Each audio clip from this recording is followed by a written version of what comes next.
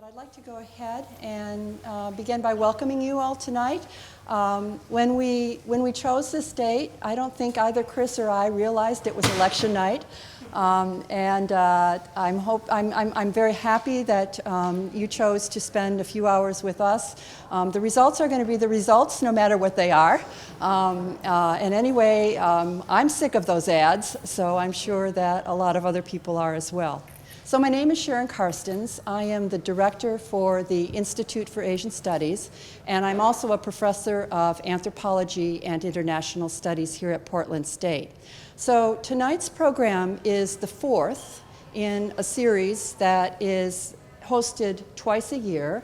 It's titled Engaging Asia, Lessons and Perspectives. And actually, our first honored speaker is sitting here close in the front row, Pete Nickerson, who started as the inaugural speaker.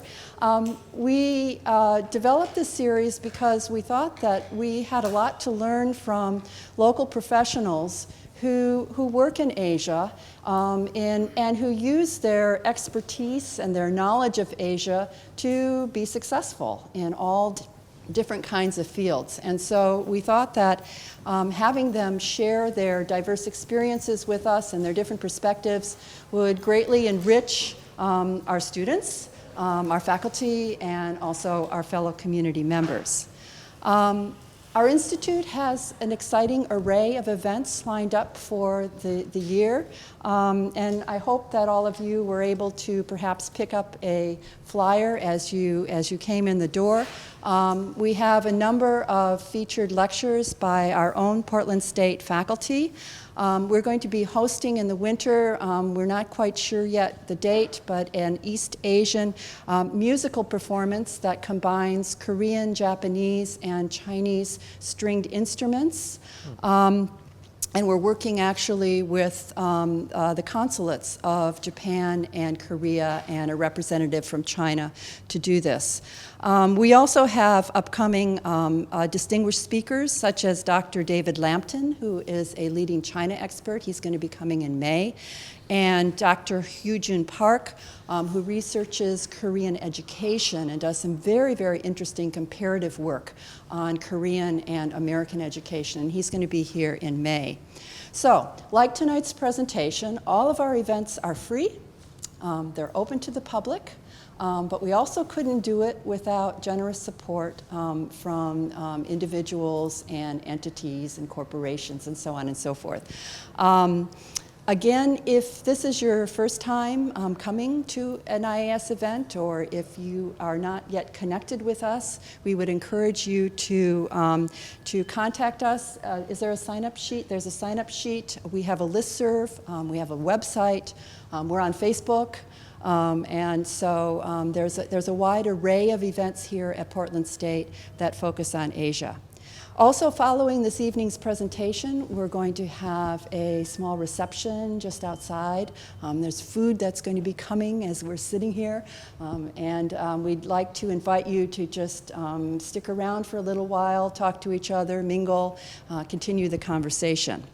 So, now I'd like to introduce Dr. Michael Reardon, who will in turn introduce tonight's speaker.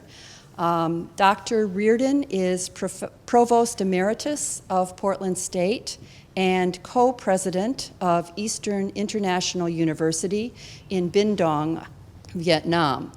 Dr. Reardon had a long and distinguished career here at Portland State. And so, sort of a whole list of achievements, starting with chair of history department, then the director of the honors program, then serving as an associate dean in the College of Liberal Arts and Sciences, and finally, in his last 7 years, as provost of academic affairs. He retired in 1999, but he returned to serve as interim provost in 2004 and 2005, and then interim president in 2007 and 2008. Dr. Reardon now spends a significant part of every year in Vietnam, and so I'd like to welcome him back and thank him for agreeing to introduce Chris Runkle, with whom he has strong Vietnam ties. Thank you.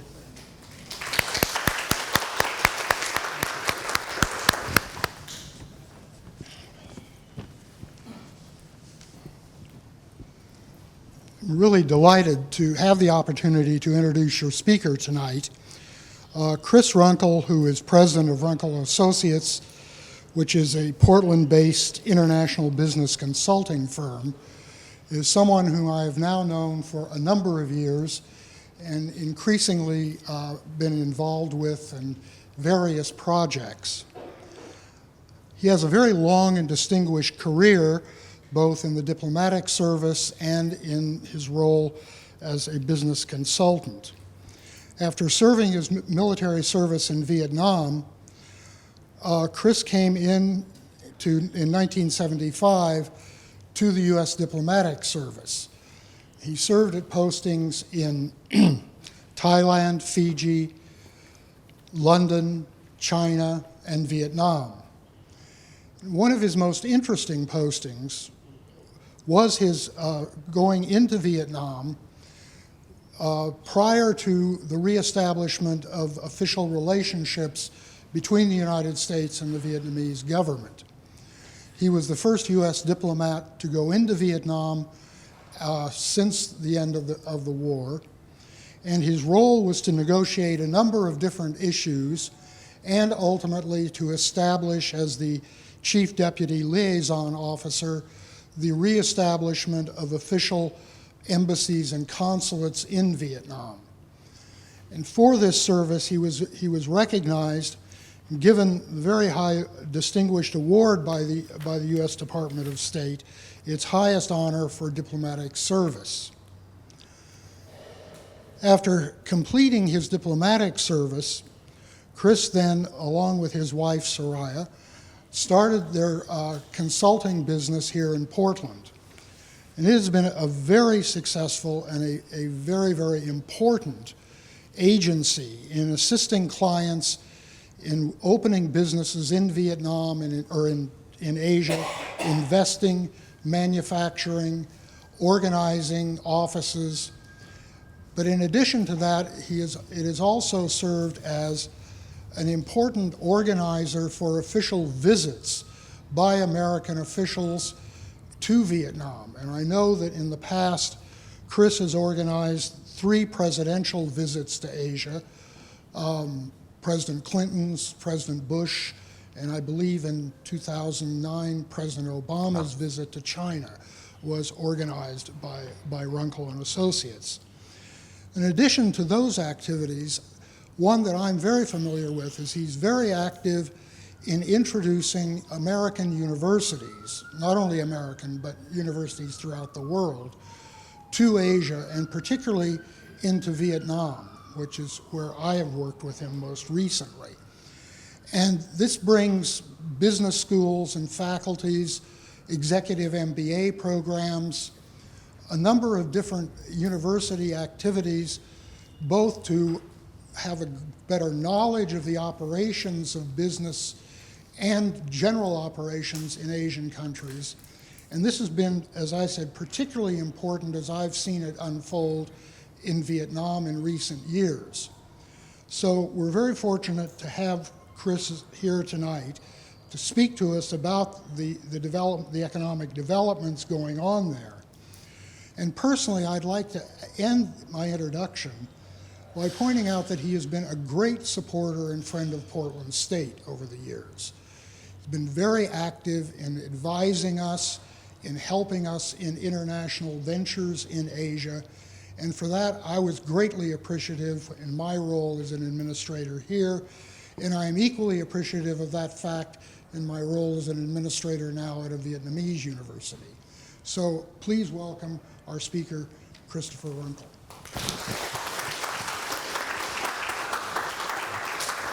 Thank you, Michael. Do I have to use this or? No. Okay.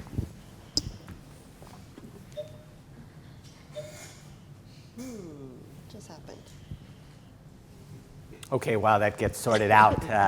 Anyway, first, thank you, Sharon. Thank you, Michael, for your introductions.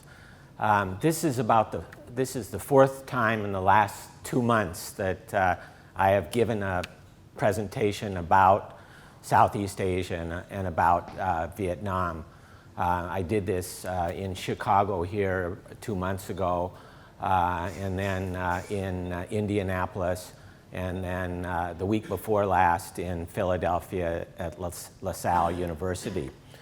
And what I have talked about in each of these presentations is really what I think a fact that a lot of Americans are failing to register is how Southeast Asia is changing and the opportunities there for all U.S. Companies, but for all of us in general here in the future. As Michael said, I spent over 30 years with the U.S. government. I've spent 45 years in Asia. I speak Vietnamese, Chinese, a few other languages. I've spent considerably time in all the Southeast Asia countries, including Thailand, where I met my wife, and my son was actually born in Thailand and is a dual citizen. Because of that, I think I have not only an investment, but a warm feeling towards the whole area. Now, Southeast Asia is made up of 10 countries. You have Vietnam, Laos, Cambodia, Thailand, Myanmar, what used to be Burma, Malaysia, Brunei, Indonesia, which is the largest by population, and then the Philippines. And all of this group, these 10 countries, make up what is called ASEAN, A-S-E-A-N. And all of ASEAN is the political entity that brings this whole group of countries together. And all of this group is coming together not only in a political sense, but also in an economic sense. And the economic vehicle that they will be coming together in is called the AEC. That's ASEAN Economic Community. And the AEC is this new entity which will take place starting at the end of 2015. And when this entity comes together, it will create a single regional common market, but there will be no monetary union. And essentially what happened here is ASEAN, the countries throughout ASEAN looked at what happened with the EU. And most ASEANs are highly practical people. Theory is something that is much less preferred to real reality. And so they looked at what happened in the EU, and one of the things that they came to the opinion of was something that a lot of other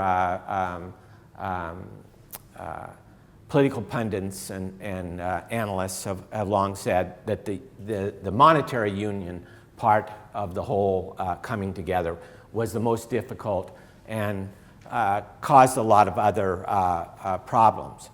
So there will be no monetary union, but they will come together and they will create this common market, and things will be able to move freely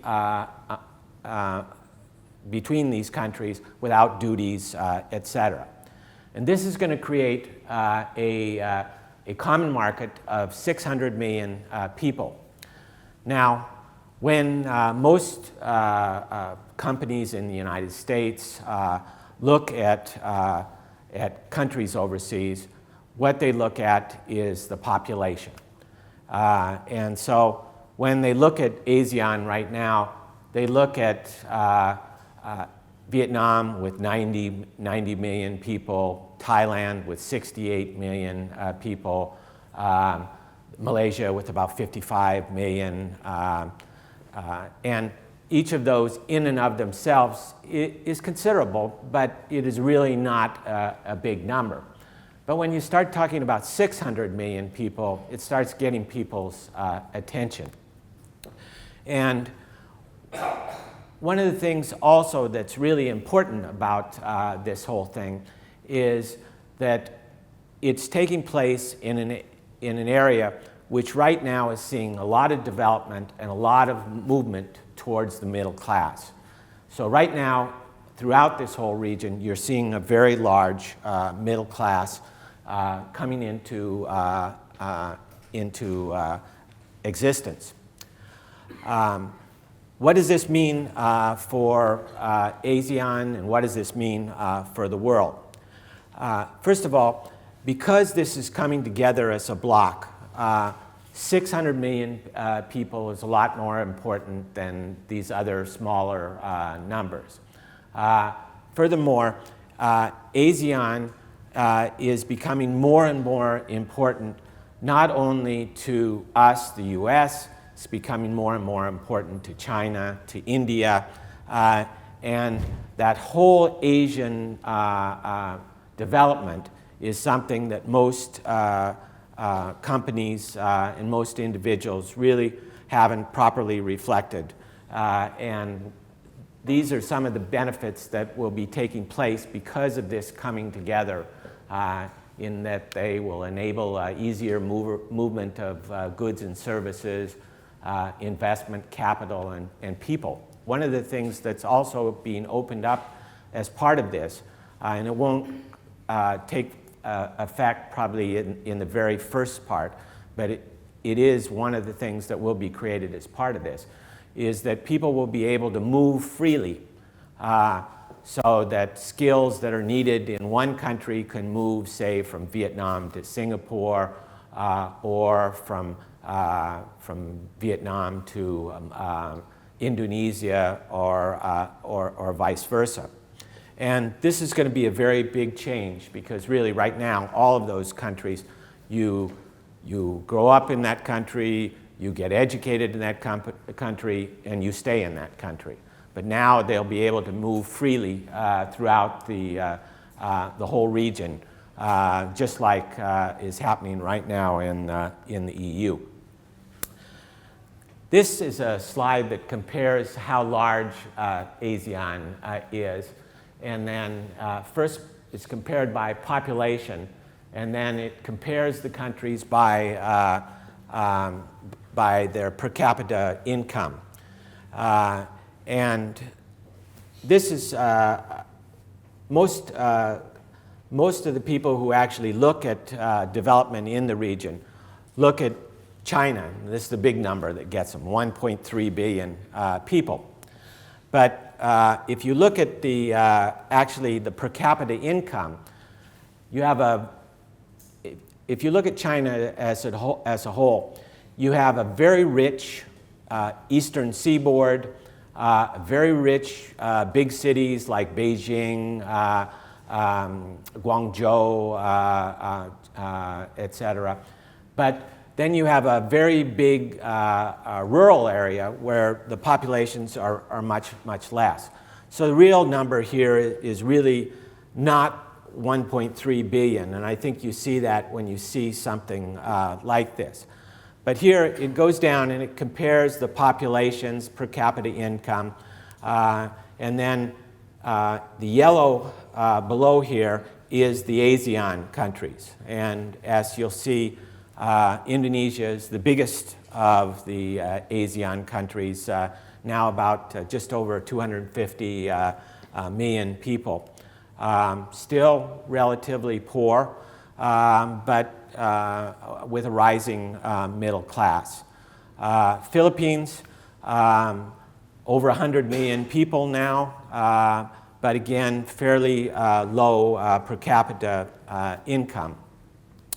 Vietnam, even lower per capita income, but coming up quite strongly.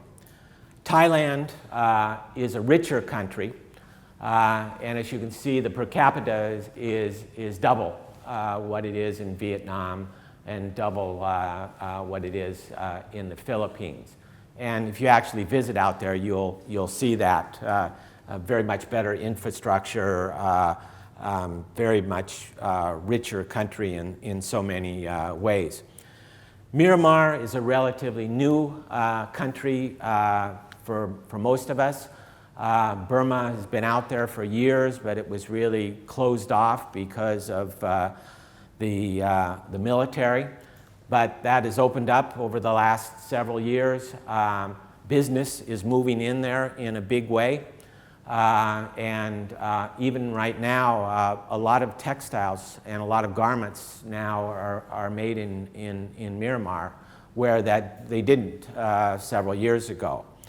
And then this goes down and compares the other countries.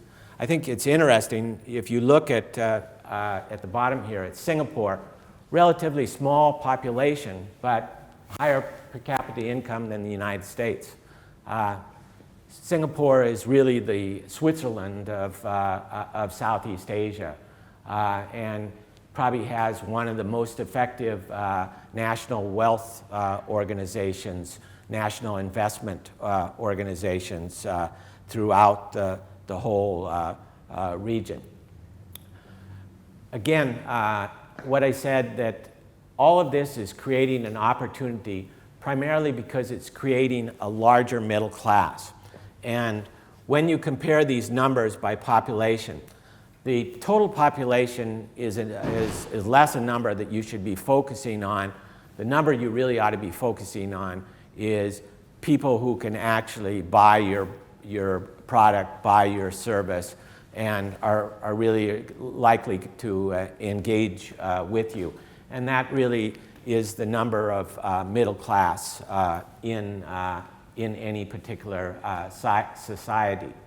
And as this middle class grows up, one of the things is the government is generally forced, because of this development, to improve the infrastructure, to hopefully improve the education, and to increasingly try to mesh all these elements together, which help in terms of doing business and in terms of actually engaging with that particular country. In a recent study by the International Labour Organization, they looked at ASEAN's total gross domestic product, which was 2.4 trillion, which was only about 3.3% of the world economy. But what they said is that this will grow in the years ahead, and that they see strong growth for both ASEAN's GDP and for its percentage of the regions and the world's total economy. And another side effect of this whole thing is it's going to create more jobs. So in a way, you have almost a virtuous circle as this middle class builds. They create more demand, which creates more jobs, and ASEAN has seen this, and this is one of the reasons why they're pushing ahead with this AEC, which they see as much increasing their probabilities to compete internationally. For individual countries in this, there's going to be winners and losers in this whole thing, as there often is in any sort of change. And we think Vietnam is going to be one of the biggest winners, and that Vietnam's productivity could more than double by 2025 as compared to 2010, based on these measures that are taking place here.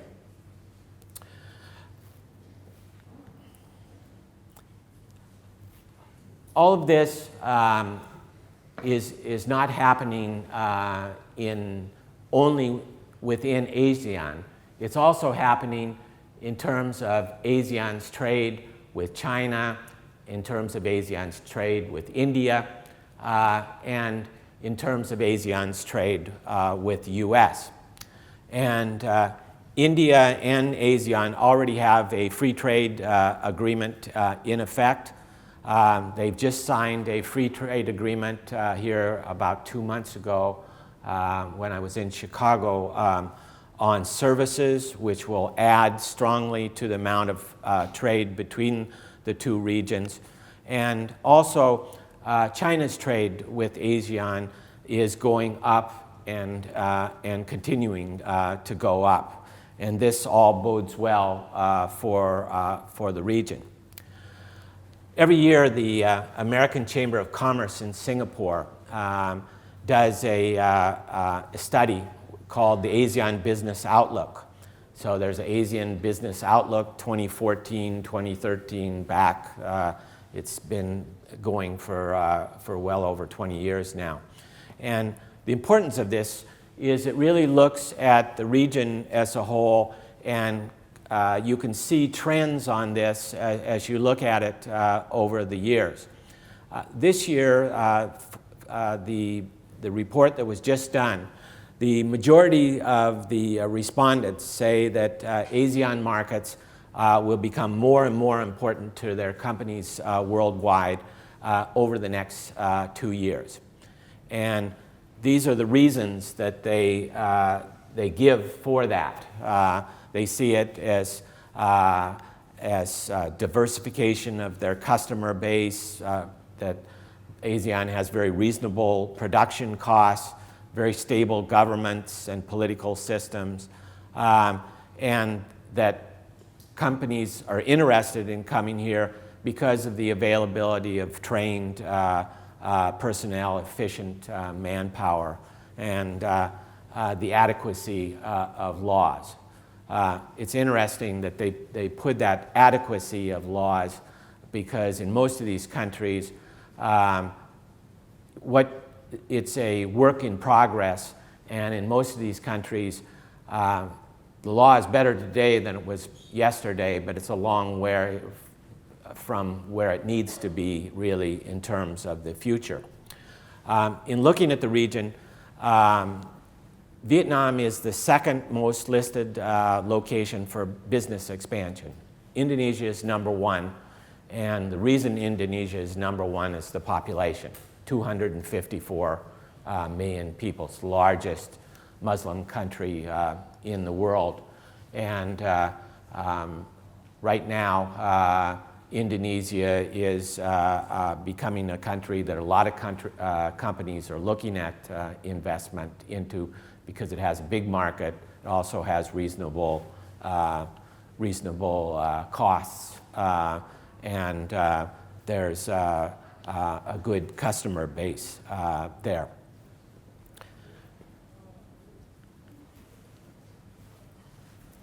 This is, again, based on the ASEAN Business Outlook. And as you see, Indonesia is the country that gets mentioned first. Vietnam is second. Myanmar, interestingly, just opened, is now number 3 in the region. And then going down from there, Malaysia, Thailand, Philippines, Cambodia, Singapore, and Laos. And for these countries, there's reasons why they're less mentioned. Laos is a very small country, very poor, very resource-rich, but landlocked, and so it has a number of challenges for it. Singapore, small population, very high labor costs. There's a lot of services done there now, but very little manufacturing at this point. Cambodia, again, very still, it's improving. There's more garment companies going there, more shoe companies, more sort of low-end stuff, but still a lot of problems getting qualified staff, still some problems with rule of law, and those tend to be the reasons why these ones down here at the bottom don't go higher on the list. In terms of U.S. trade with with ASEAN. ASEAN, U.S. is the biggest trading partner with most of the ASEAN nations. China is coming up fast and already exceeds us in a number of these countries as it reaches out to try and gain influence, etc. This shows the actual trade, both export and import, with Vietnam. And the interesting thing here is this year's figures are just out, and trade grew at 20% between the US and Vietnam this year. And that's probably one of the highest numbers of anywhere in the world in terms of growth for US trade with that particular country. Finally, down at the bottom, this lists the Vietnam's place in terms of actually investment from the U.S. U.S. is a very big investor there, but not the biggest. The Koreans just took the spot as #1 in Vietnam from the Japanese, and their investment is quite a bit more than the U.S. But U.S. is quite significant there. One of the things you'll hear mentioned a lot about Asia and about ASEAN is the TPP, the Trans-Pacific Partnership. And the US and China compete for attention, compete for advantage in the region. And one of the vehicles the U.S. is trying to use to gain more advantage and to gain more interest from ASEAN and from Asia is the Trans-Pacific Partnership. And this is a free trade agreement that the U.S. is pushing and had hoped that would be in place already by this time. That would link us with these first countries here shown to start, and would create this new free trade arrangement, which would be the largest in the world.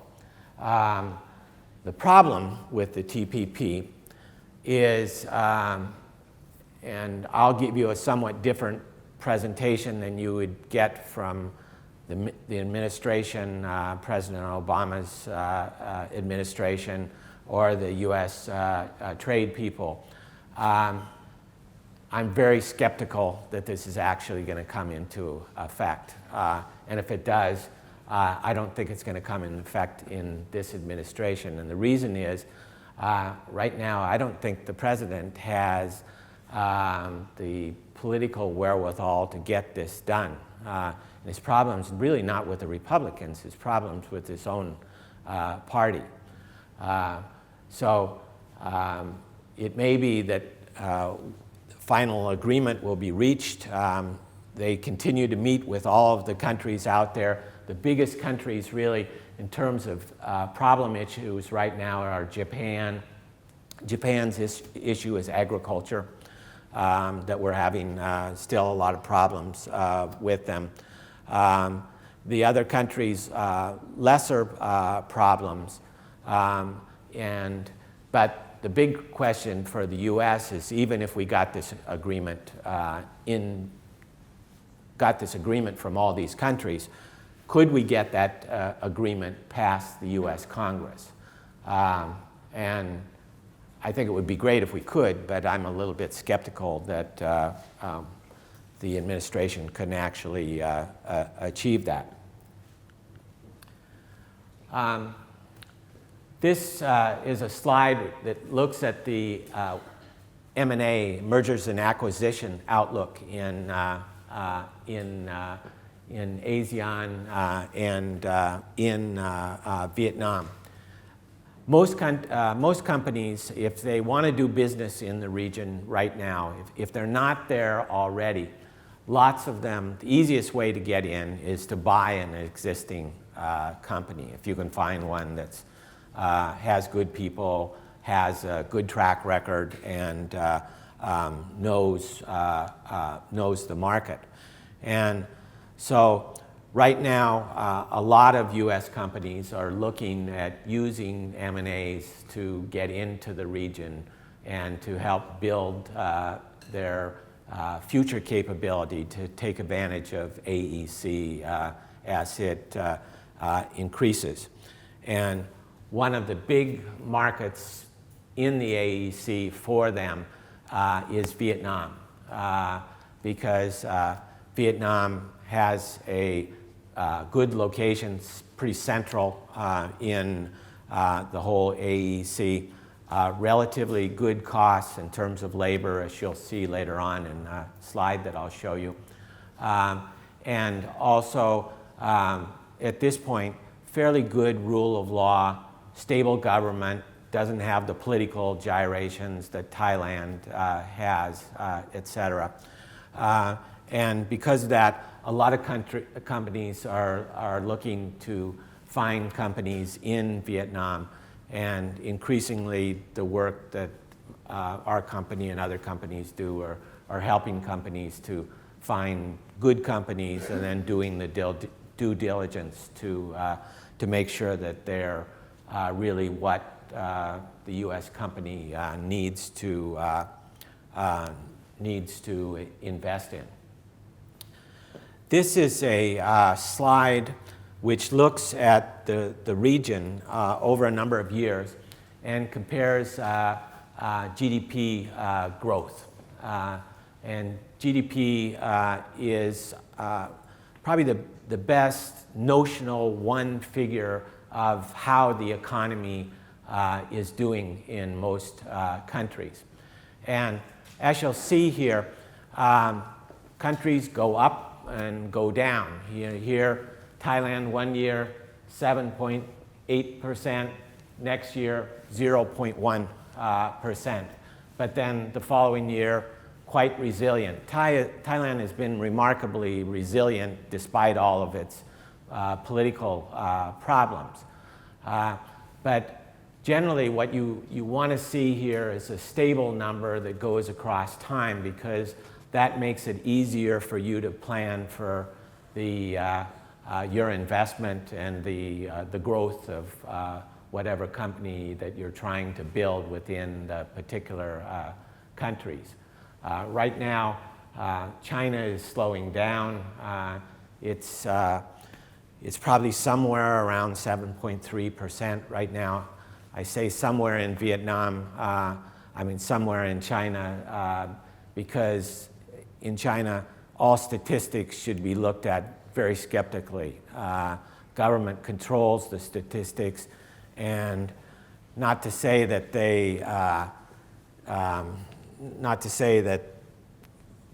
aren't close to the truth, but I think they changed the figure. And that's certainly been what we found out with respect to pollution, is just an example. The Chinese had one statistic they used to put up for pollution in Beijing. When the U.S. Embassy put up its pollution meter on the top of the U.S. Embassy, which is located right in the Chaoyang area, right in the center of Beijing, suddenly our figure didn't equate with their figure.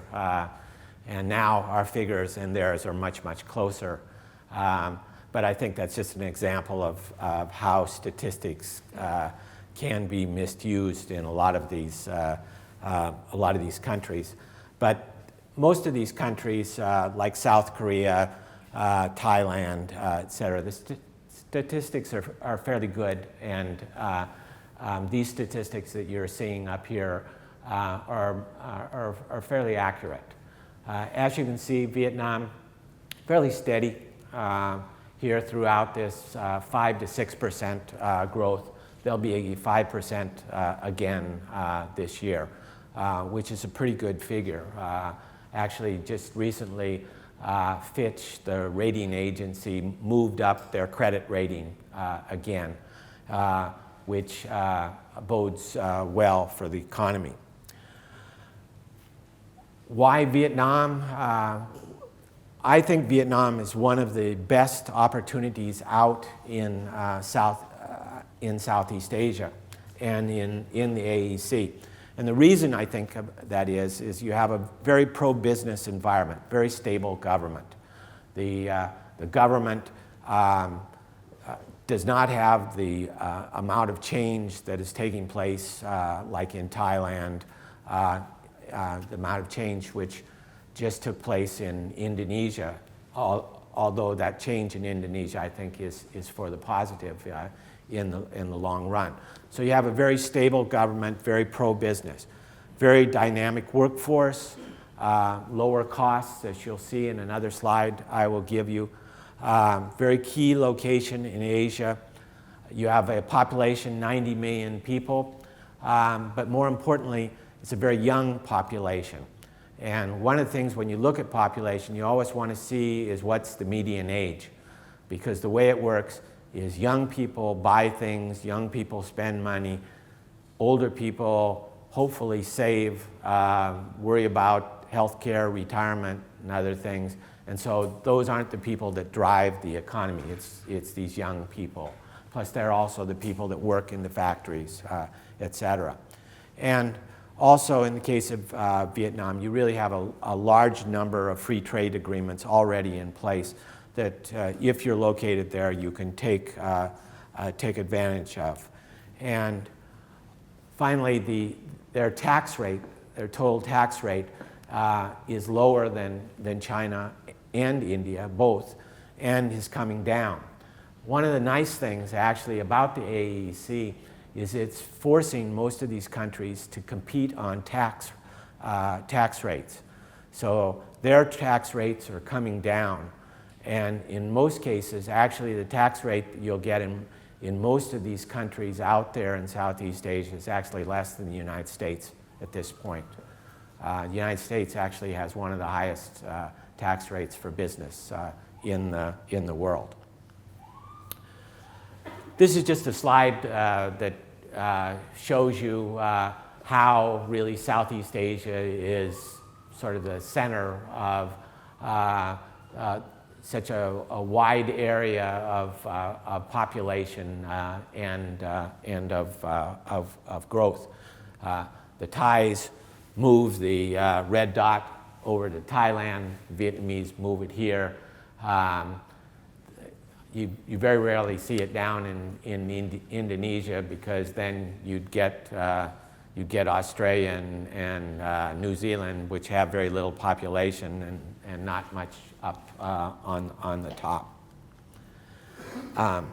What types of businesses are really looking at Asia right now and are doing well in countries like Vietnam, et cetera? This is medical device companies, healthcare companies, pharmaceutical companies are all doing exceptionally well. High tech and clean energy is something that all of ASEAN is very keyed into. A lot of the technologies have to be configured slightly to take into account a tropical environment, but all of them are very key in each of these markets. Supply chain companies, packaging, components, spare parts, et cetera. And then food and agribusiness is something that's very, very big throughout the region. Thailand is a very big exporter of food, has a very successful food and farming industry. Vietnam also has a very successful food and farming industry, and for all of them, they're getting a lot of investment from China, a lot of investment from the US and Europe to further that out. Down here towards the bottom, education and training is something that's a growth industry throughout the region. I just saw some figures from ISEF today, and Right now, Vietnam is the largest country in ASEAN in terms of sending students to the U.S. That's a multi-billion-dollar industry coming to the U.S. And there's a lot more that can be done because of this.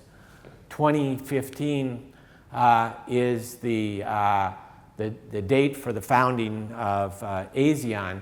It's also the 20th anniversary of the establishment of U.S.-Vietnam diplomatic relations. And both the U.S. side and Vietnam intend to use 2015 to try and improve a lot more linkages in terms of education and training. Michael just had a delegation here last week from southern Vietnam trying to build further on the links they have with the engineering department and the business school here. I was in LaSalle University in Philadelphia 2 weeks before that, and they're also trying to build relations. Temple University I also met during that visit.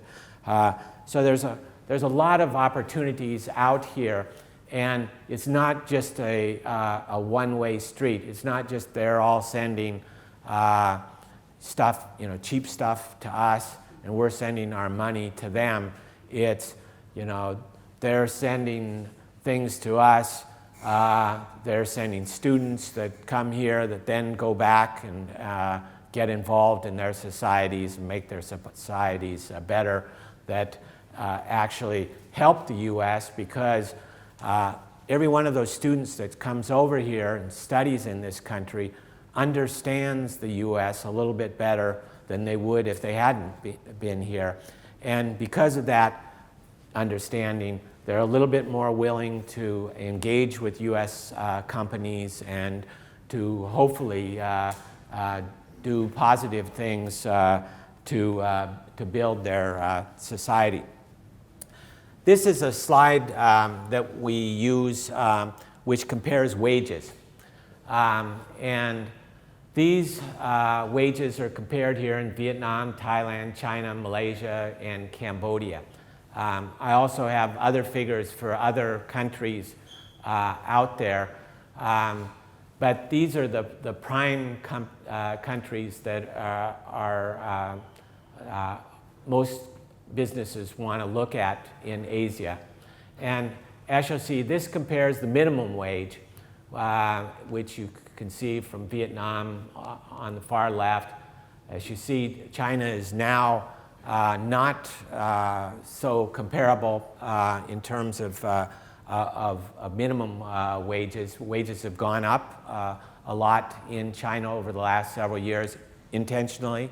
The government intended to drive wages up, and what that has done is now increasingly companies that went there for investment, many of them are deciding to go elsewhere, to either go to Southeast Asia, Vietnam, Indonesia, or maybe on further into Myanmar, or if they're making a garment product, maybe on to Bangladesh or maybe on to Ethiopia. And it's interesting how it's moving further and further out there. But also what we've done here is also tried to compare skilled labor costs and then some management level positions. A lot of times companies come to us and they say, we know the minimum wage in this country is this, and the minimum wage in this other country is higher at this, so we want to go in the first country. But if you look at their actual business plan, you find out that maybe they have fairly high-trained workers, et cetera. So really the minimum wage is not the thing that should be driving their business plan. They need to look at really their whole range of employees that they're going to be hiring, and then come up with, what is the best country comparably for them. Also, you have to look at the availability of talent. In some of these countries, it's very hard to get, especially some of these higher level positions. We have found getting plant managers, getting quality engineers, getting HR people, getting a head accountant or a chief financial officer is a real challenge in a lot of these places, Vietnam, China, etc. And so this compares these various positions. It just gives you an idea of how this works. One of the things you also have to look at is what's the Social Security burden. So this is the amount of benefits that goes on top of the salaries, which you can see changes very much as you go from country to country. And interestingly, as I told you, these countries are competing in terms of tax policy. They're not competing in this one. They're actually, you're seeing very little change in this. You're seeing much more raising in the minimum wage level in some of these countries, but very little change in the Social Security burden, because that's more goes to the philosophy that the country has followed for a long time.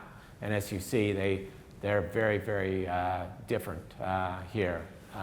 In Cambodia, very little social net there. Vietnam, more. China, much more, but also very expensive for the company. This compares tax rate across the various countries in the region. And as you can see, very different numbers up there on the top. Vietnam is actually dropping theirs again here. And so, again, this is one of the ways they all compete. Also, the CIT exemption, personal income tax across the region, and then in terms of incentives, how difficult is it to get incentives, and are these can you get specialized programs for a particular investment?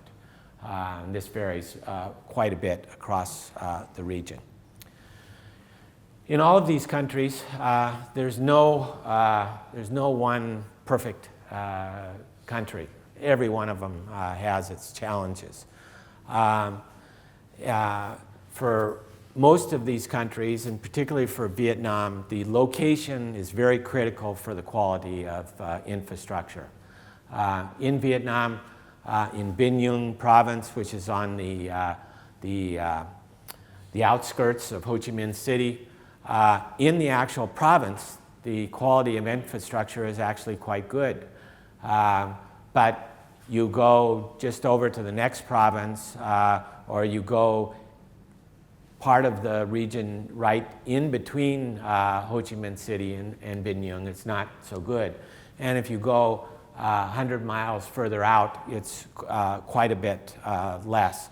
So one of the things you need to look at really in terms of all of these countries, and if you're helping companies look at these, is what's the quality of infrastructure and what's the best location for them, not just by country, but actual by city and by particular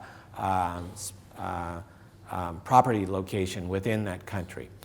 In most of these countries, it's very hard to get financing. Has been for a long time. It's very hard for local companies, for international companies, if you have a banking relationship, you can get the money generally through your local bank. But in a number of these countries, for local companies, it's quite difficult for them to get local financing. In Vietnam, inflation is coming down. It dropped again here for the third time this year, which is helping. It's right now about 5%, and that is really helping Vietnam, and that's why the Fitch raised up their rating in terms of investment. One of the things you have to know in Vietnam and really throughout this region, in general, you're dealing with inefficient governments, and things are getting better. They're much better today than they were 2 years ago. They're much better today than they were 20 years ago when I first came out to Hanoi to start the diplomatic relationship. But they still have quite a bit that could still be improved. And there's a World Bank study that's done every year on the ease of doing business in each of these countries, which is something that's really very good to look at, because it shows you for taxation and for a number of these issues where they are in terms of making things better in terms of doing business. Corruption is still an issue throughout the whole region. It's the only country really that does not have much of a corruption problem out there is Singapore. Singapore is still quite clean. Hong Kong is quite clean, although Hong Kong is not part of ASEAN itself.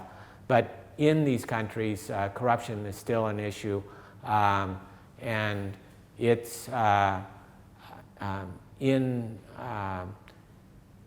although corruption is an issue, I often have companies come to me and ask me about, maybe they've been approached about making a payment to somebody. U.S. law is very clear on this. U.S. companies, U.S. executives cannot do this. It's illegal, and now it's actually being enforced. The law was there, the Foreign Corrupt Practices Act. It was never enforced for years, but it's actually being enforced now. And furthermore, I don't think you need to do this. In most of these countries, you just tell them, it's U.S. policy, we don't do that. We've been able to solve most of our issues without ever having to do this. I've never paid a bribe once. I never will pay a bribe, and none of my clients do as well. Throughout the region, education is getting better, but it's still really a big problem. In Vietnam, I have a friend there who works in the Ministry of Education and Training, MOET, and he's actually a senior official of the Ministry of Education and Training. And I once asked him, I said, well, what could Vietnam do that would best improve education in Vietnam? And he told me, abolish MOET. And I was kind of shocked. And he said, no, he said, it's absolutely true. And he said, if you look at most Vietnamese, look at how much they value education. They'll sacrifice anything to make sure that their children get a better education than they had. They'll go together with their extended family and try and provide money for the child to go off and get educated in the U.S. Or Australia. Australia is actually the first location. U.S. is number 2 in terms of Vietnamese students. But he said at the same time, look at the amount of money that gets stolen before it actually gets to the actual students. Money is put forward by the National Assembly. What percentage of that actually gets to the actual students? And you know, I think that's quite true. In Thailand, Thailand has its own education challenges. Their corruption is not so much the problem as I think a very bad, very confused education philosophy is part of the problem, and that's actually part of the problem in Vietnam as well. But all of these countries out there have education challenges. They're trying to figure out how to train their people better and how to try and make sure that by the time they graduate, they actually know how to work and that they have the skills to actually go out and work at day one. One of the things that we learned here, I was quite instrumental with Michael and with others in setting up the Intel Scholars Program, which trained 71 engineers that came here and trained and went back to Intel in Vietnam. And when we first started the program, Intel agreed that they were going to bring the best students that they could find in the whole country to here to study for 2 years. So they were going to pay 2 years of their education. It's a very big investment. But they wanted the very, very best people. And the reason they were doing this is they thought that the quality of the education that they were getting in Vietnam was not up to what they needed. But as they looked at this more, what they found out is actually in terms of technical skills, most Vietnamese engineering students are actually very well qualified. What they lack is the soft skills, the ability to work in groups, the willingness to ask questions, the willingness to challenge authority. Vietnam, like China, is a Confucian society. The teacher speaks, the student listens, the boss decides, everybody else, you know, does. But in business, increasingly, you have to have people that are willing to and able to work in groups, willing to challenge authority, willing to ask questions. And these are all things that the U.S.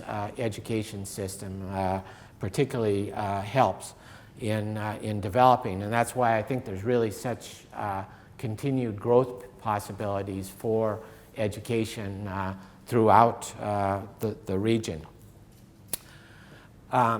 As I said, one of the areas I think that is the most attractive in Vietnam is this province called Binh Nhung, which is located, and the star there is Ho Chi Minh City, which is the commercial hub of Vietnam.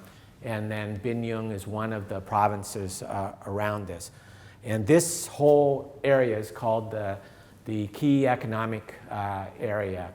And this area produces over 50% of the GDP of the whole country.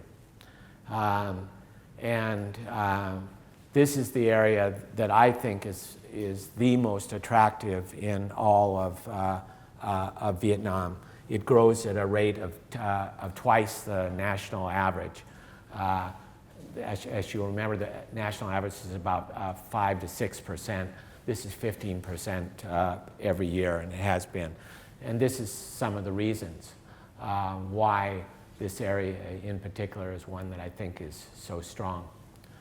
This is a slide that just gives you some of the graphics on Binh Nhung and on Vietnam as a whole. 92 million people in Vietnam, 600 million in the whole ASEAN region, and then these other figures coming down, just showing you how the Binh Nhung area compares to other areas. In terms of Asia, one of the last slides I always end with is this slide. One of the things I always ask the people that I'm talking to is don't be complacent. Look for opportunities beyond your own borders. I think a lot of people are only looking inside the U.S., are only looking at maybe only even a smaller area.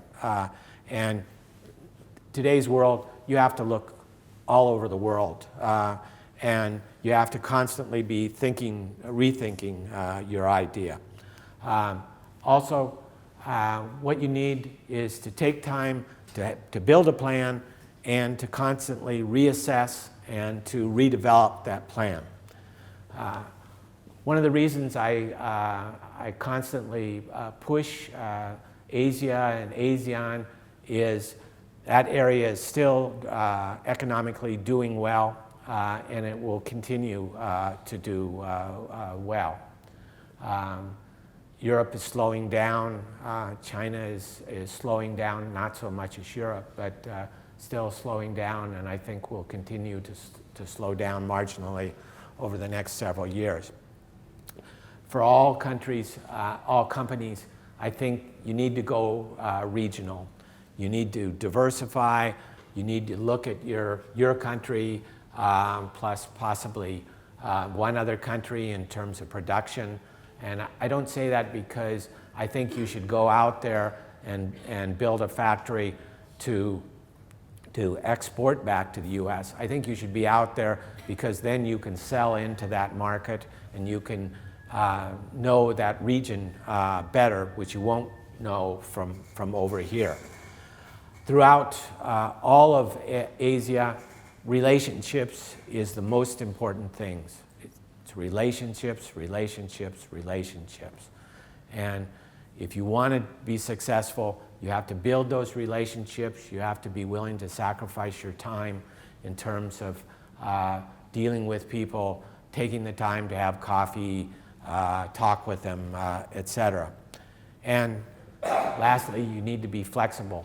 Oftentimes, the way you first think things are going to work, the way you think you're going to be successful, just doesn't work out that way. So you need to be flexible, think about how, if it won't work this way, is there another way it can work, etc. And continually do your due diligence, investigate, look and make sure that the numbers that you've been given are correct. And if you do that, I think in the long run, you'll certainly be successful. This is our website. It's www.businessinasia.com. My wife is the one that runs this for us. We've been running it for 15 years. We believe that the best consumer is an educated consumer. All the information on there is free. There's no ads. And we oftentimes talk to individuals and companies looking at the region, and will help them in terms of directing them towards where we think the region is going. So that finishes my presentation.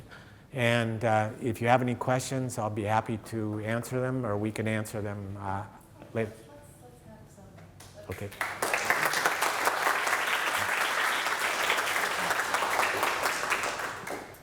Yeah. It's interesting how greater income possibilities for these people in these countries can really break down barriers that used to exist regarding racism amongst these very same countries, besides racism towards other countries like ourselves. And one other thing that maybe you can elaborate on is how this sort of gender gap or in income may be improving over time as well. Can you speak more of that?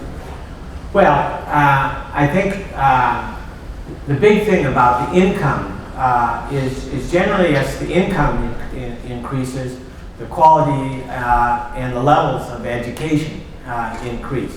And in most of these, the better educated the society, the less racial division, etc. Hopefully you get over time. Interestingly, if you look at the region as a whole, the country that really right now probably has the most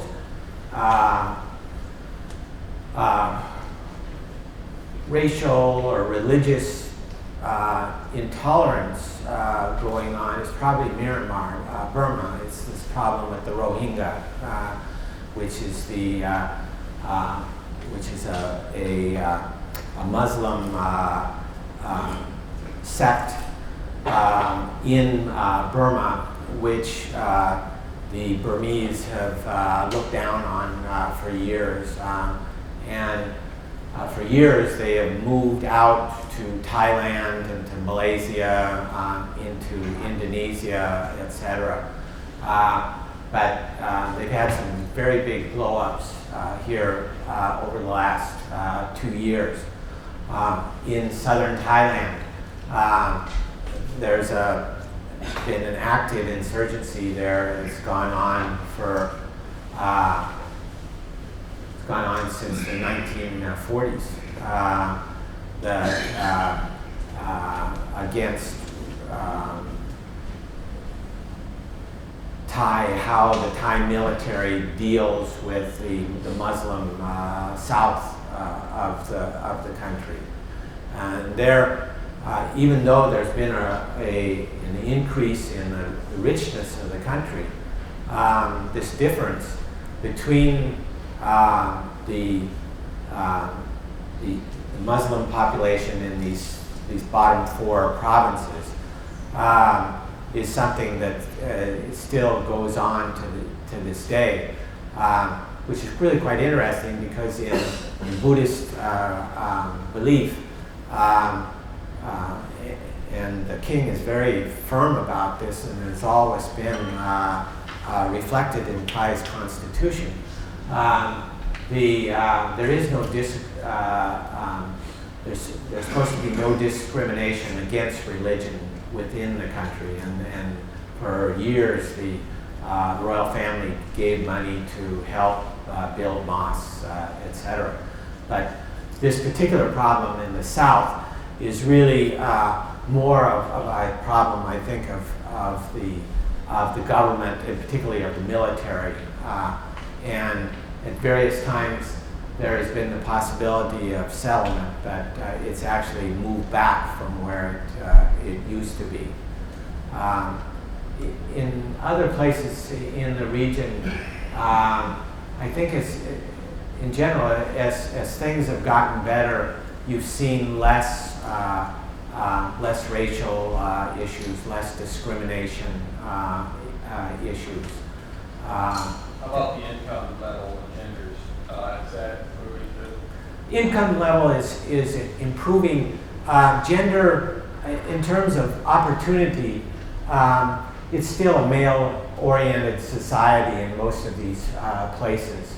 And males in general do much better. But in most of these countries, like Thailand, Vietnam, women can move up and be very, very powerful. The head of Vinamilk, the biggest milk company in Vietnam's conglomerate, big conglomerate. The head is a woman, the deputy head is a woman, CFO I think is a woman, and they're sharp. In general, when I started the embassy, a lot of our staff were women because they work so well. So, you know, it is a male-dominated society, but women can move if they want to deal with the challenges up to into very high levels in the society there.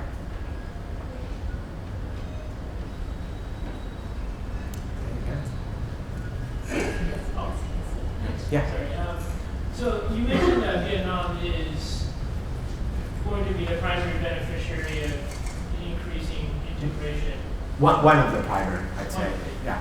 So in what ways are they going to benefit? Are they going to get more cheaper labor or access to consumer markets? And if I'm a business in America, what type of operation should I be setting up in Vietnam to take advantage of that change? Well, what's happening already is wages are rising up.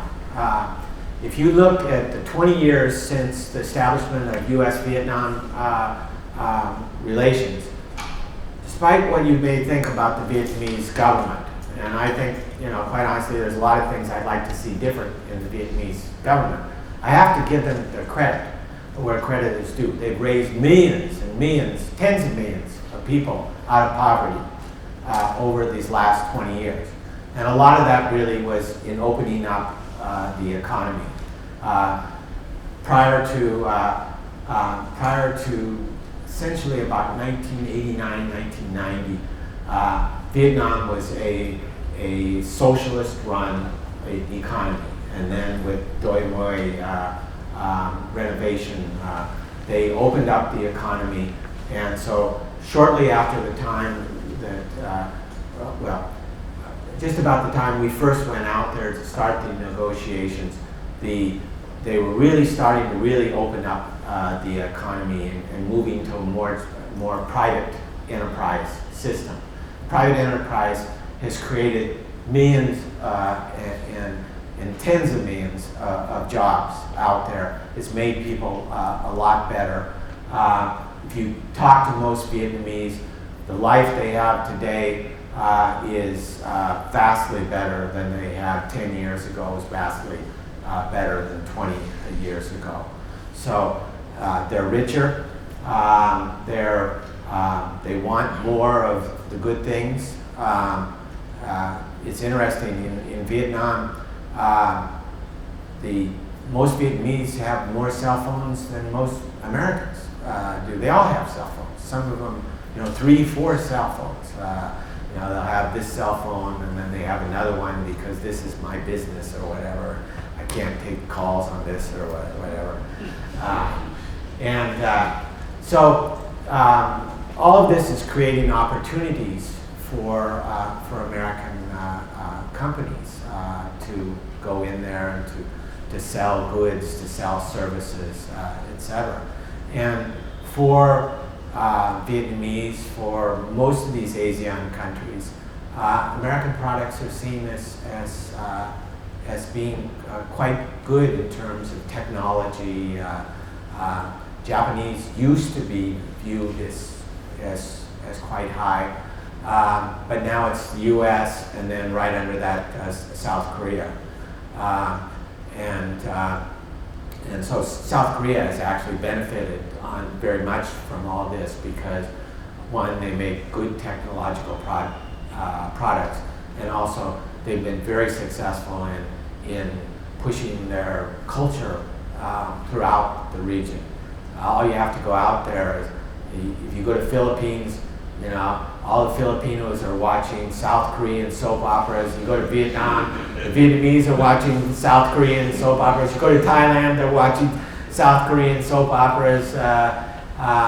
So all this is opening up opportunities for companies, both U.S. and other countries. Another thing that's happening is you're getting more and more of these students coming back that have gone to the U.S. or other countries, Australia, Europe, etc. And so you can get a lot better quality people with more sort of a world view and more exposure into other things that they couldn't get in their own country. And because of that, these people are enriching the environment. And the work environment for all of these companies and really opening up a lot of opportunities out there. We've dealt with several software projects. Vietnam does a lot of software projects. Philippines also does, but different kinds of software projects as well. And a lot of those people were trained in there, but usually they'll have the key people in there have either gone overseas for part of their training, or they got educated there and then they got further work experience overseas or something like this. And so those people are also helping really to change this whole environment and really to make a lot of opportunities that U.S. companies and U.S. individuals really need to take note of. Okay, maybe one more question. I see. Okay, one more question, and then we'll continue questions. I'll better try to keep this short. Okay. It's actually really hard for me to say these things, but I'm surrounded by nice people, a few of whom I know.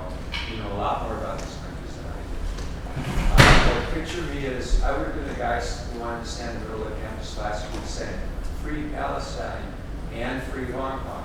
And I'm Jewish, okay? I could say, Mr. Uncle, pretend I'm Noam Chomsky, pretend I'm Naomi Klein. I could say, what about sweatshops? What about forest protection? What about the rights and social safety net for the masses that don't rise to the middle class of the rich? Broadly speaking, I can say, and these are really complex issues, right? For example, people said, some people want to go from stoop labor in the fields even to some sweatshop labor in the cities because it's better for them, whatever we think of it, you know. And I'm not here to judge some people either. They have 3 or 4 cell phones. You can make an argument that, in a sense, the model you're presenting is a neoliberal model, right? It's basically a highly capitalist model with few labor protections, and very few environmental protections. You could argue it's connected to a race to the bottom, at least for the United States, because this free trade stuff might deindustrialize us even more. And even your graph of U.S.-Vietnam trade patterns, you notice our exports were stagnating while the imports were rising. Mm-hmm. You could say we're talking about a Chinification of these countries, all the problems in China, lack of democracy, environmental ruination. I mean, I'm sure you've heard all these arguments. You know, you're aware of them. You know, so I would say to you that in all of these countries, if you look at them, generally the U.S. And U.S. business has actually helped to improve environmental protection, to make a better workforce, a safer workplace for most of these people. And by the U.S. government constantly pushing for improvements in rule of law, all of these are things that really, in the end, help to better the economy and to better the lives of these people. I would also say to you, if you went to most of these people and you asked them, are you better today than you were?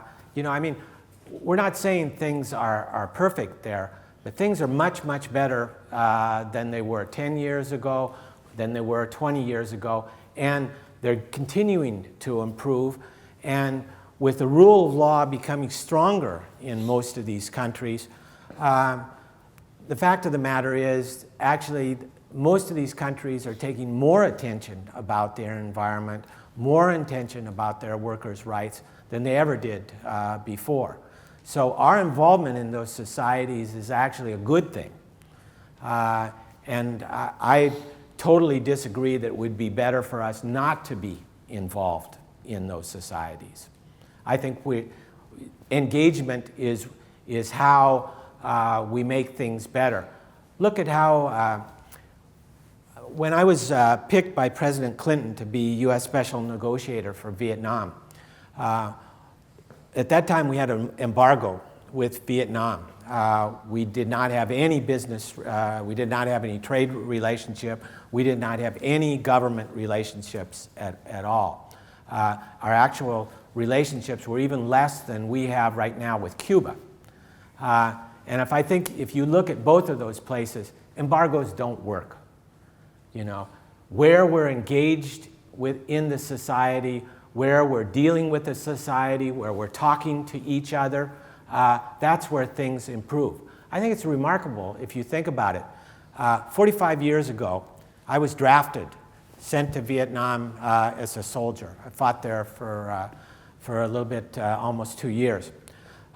When you think back and you think that 20 years later, the US and Vietnam now have a defense relationship. Vietnamese officers are training in the US. Vietnamese officers have actually been here on the Portland State campus learning about emergency preparedness, how to better deal with cyclones and earthquakes and things like that. You know, I mean, that's all for the better. And so I totally disagree that it would be better for us not to be involved in these countries. I think our involvement in these countries, the involvement of American business, the involvement of American education into these societies makes them much richer than they would be if we weren't involved. I just don't agree with the fact that we should just leave these countries alone and let them deal with this. I think we should be engaged with them. We don't have to try and make them into clones of us. We have to realize they have their own history, they have their own culture, they have their own concerns. But I think if we can engage with them, if we can help them in terms of getting opportunities for their people to come to places like Portland State or other universities here, if we can help create jobs for them that improves the livelihood of those people, I think in the long run that's the better of everybody. I think that's a wonderful place to end. Okay. So thank you so much, and thank you for coming. And please, we welcome you to join us for a few snacks and a little more conversation. Thank you.